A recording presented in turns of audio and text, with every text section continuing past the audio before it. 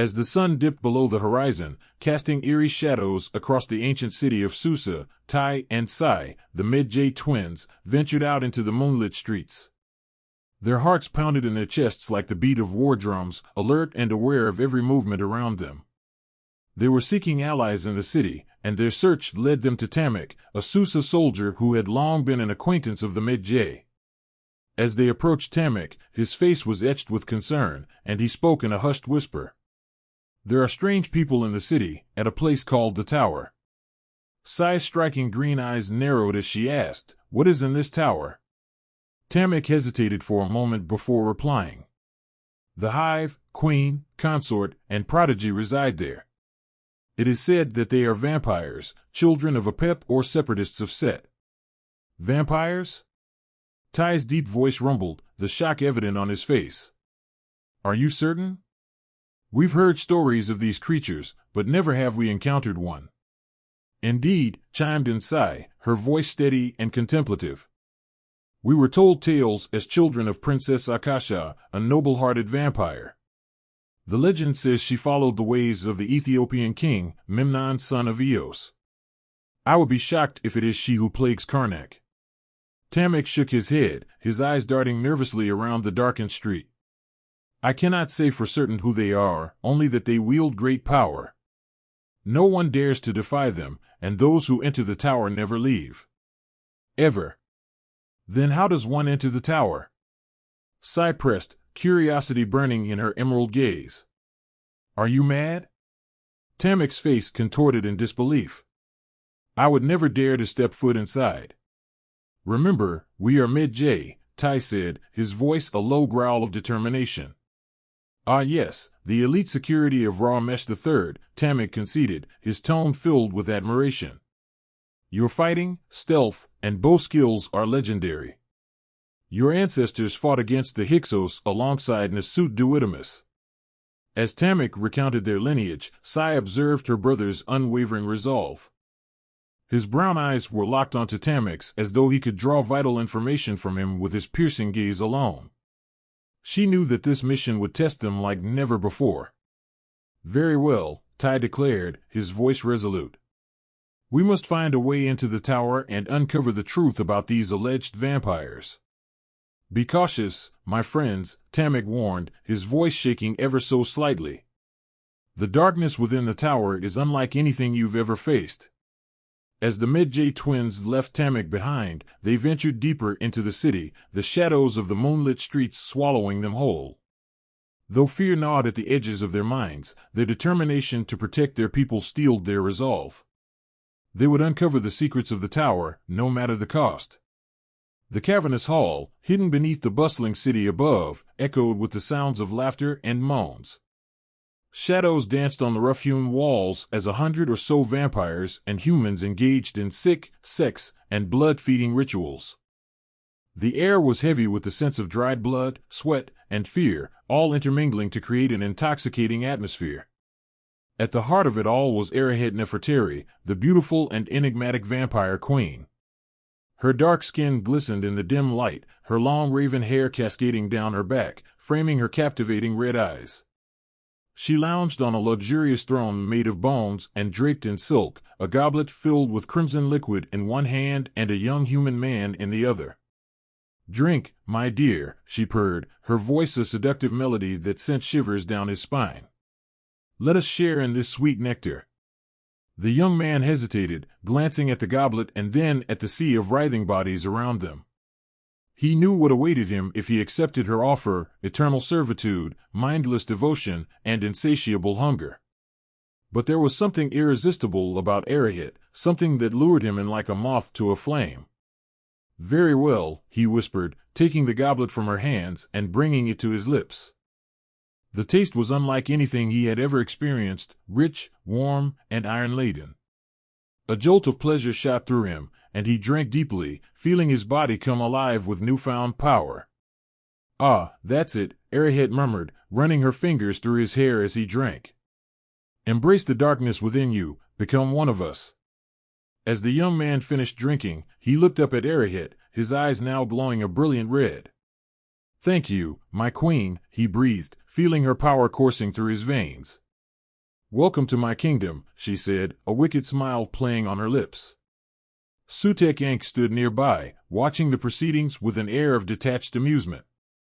His gaze scanned the room, pausing occasionally on a particularly depraved act or an interesting new arrival. He was fiercely loyal to Arahet and enjoyed the carnal pleasures of these gatherings as much as any of their kind.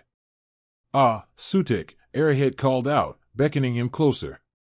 Come, join me in welcoming our newest member. Sutek approached, his muscular form moving with feline grace. As you wish, my queen, he replied, bowing slightly before taking his place at her side. Isn't it wonderful? Arahet mused, scanning the debauched scene around them. To be so free, so powerful, so alive? Indeed, Sutek agreed, his red eyes gleaming with barely concealed hunger. Our kind knows no bounds, no limits. We are the rulers of the night, the masters of passion and pleasure. True, Arahet said, her voice tinged with a hint of melancholy. But we must always remember that even we are not invincible. There are those who would see our kind destroyed, our reign cut short. Let them try, Sutek growled, his hand instinctively going to the hilt of his dagger. We will crush them beneath our heel, just as we have countless others. Perhaps, Arahet mused, her gaze distant and thoughtful. But we must never underestimate our enemies, nor become complacent in our power. We must remain vigilant, always. Of course, my queen, Sutek replied, bowing his head in deference. I am ever at your service, ready to protect and defend at a moment's notice. Good, Arahet said, her eyes returning to the hedonistic scene before her. Now, let us enjoy the fruits of our labor. With that, they delved back into the debauchery, their laughter echoing through the cavern as they reveled in their power and immortality. Tai and Sai, the Medjay twins, crept through the dark, damp tunnels of the vampire hive, their senses on high alert. They had been tasked with gathering crucial information on the vampire's plans, but neither could have prepared for what they were about to witness. Stay close, Tai whispered, his voice barely audible in the eerie silence that enveloped them. Sai nodded, her eyes darting back and forth as she tried to anticipate any threats that might lie in wait. As they rounded a bend in the tunnel, the faint sounds of laughter and moans reached their ears. The twins exchanged puzzled glances, curiosity piqued by the incongruous noises. Cautiously, they pressed onward, following the sounds until they reached a large, dimly lit cavern. By the divine spirits! Sai gasped, her green eyes wide with shock at the sight before her. Keep quiet, Tai hissed, grabbing her arm and pulling her behind a jagged rock formation.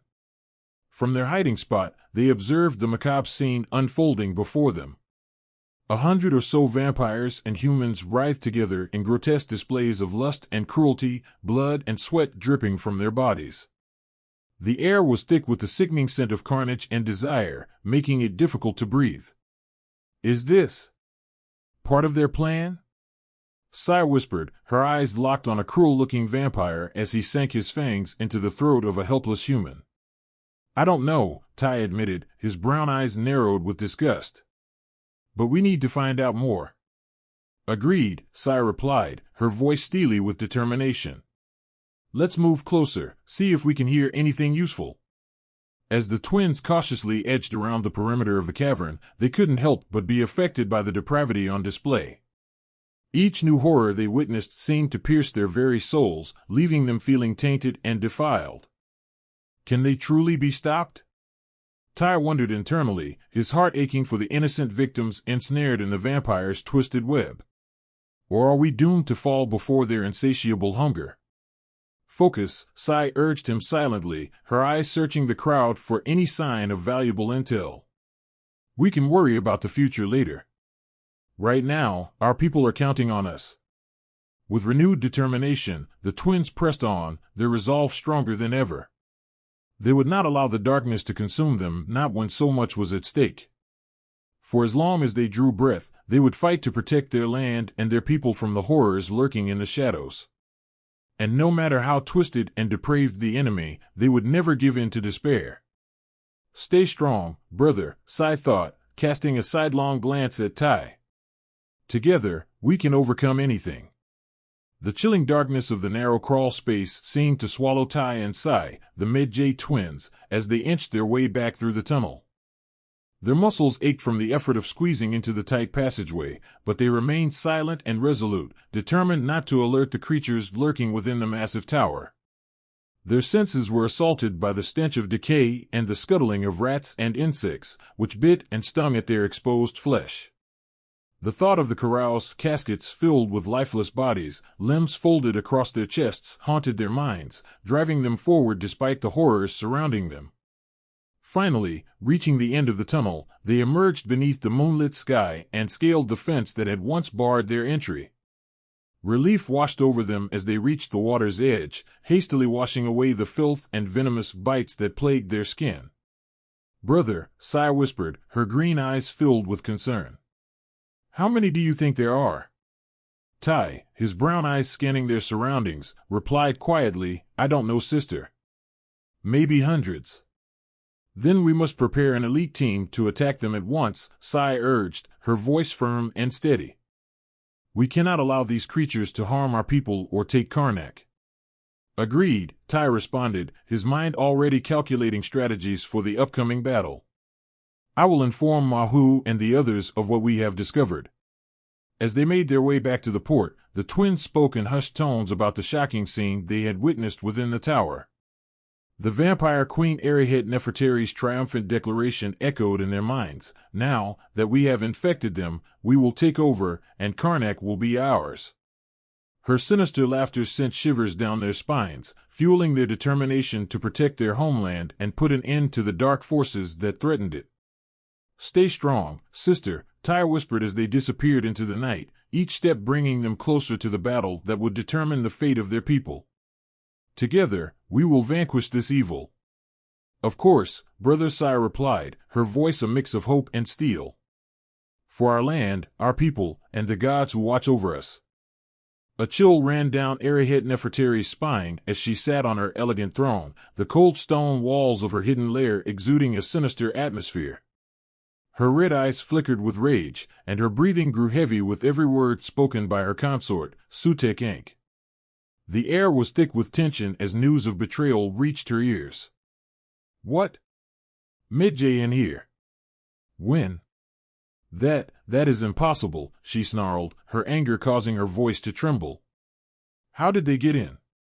Who let them in?" Sutek, knowing better than to shy away from answering his queen, spoke up carefully, "O great queen."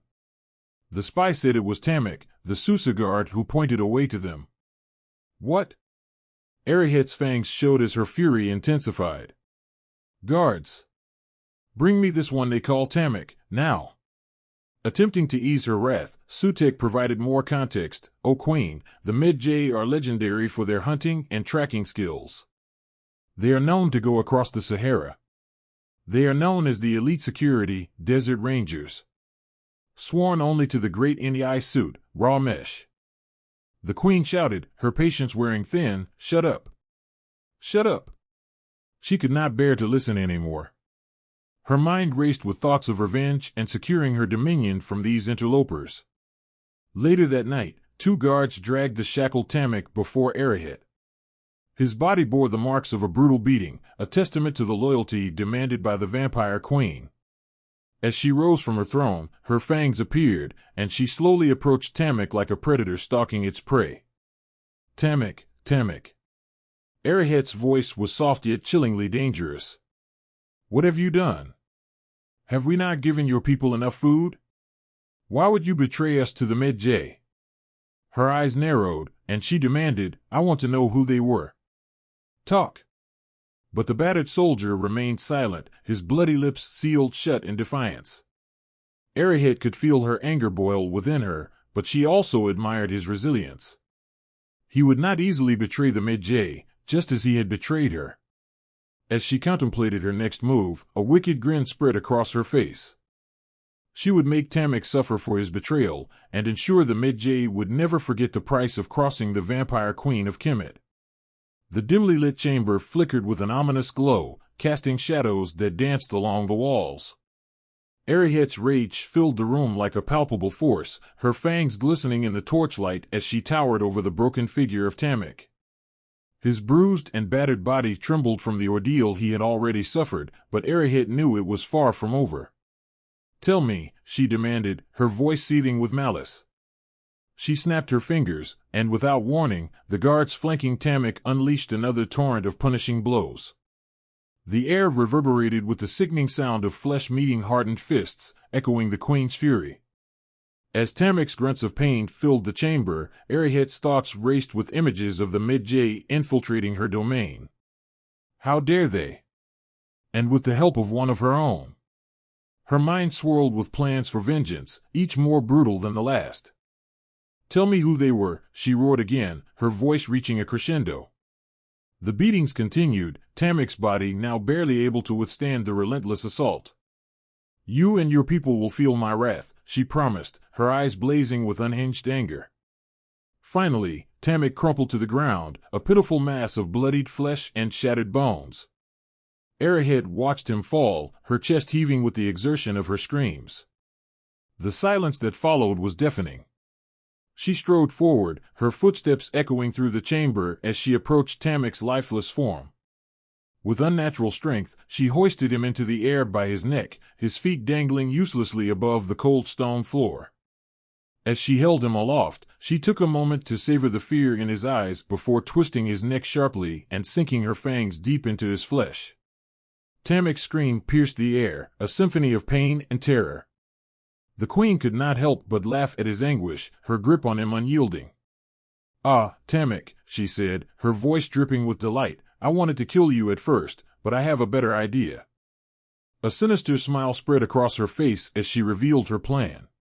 "I will keep you here in my prison and let you be food for my hive. They would love to suck you dry." Arrowhead's laughter echoed through the chamber, a chilling proclamation of doom for Tamek and all who dared to defy her rule.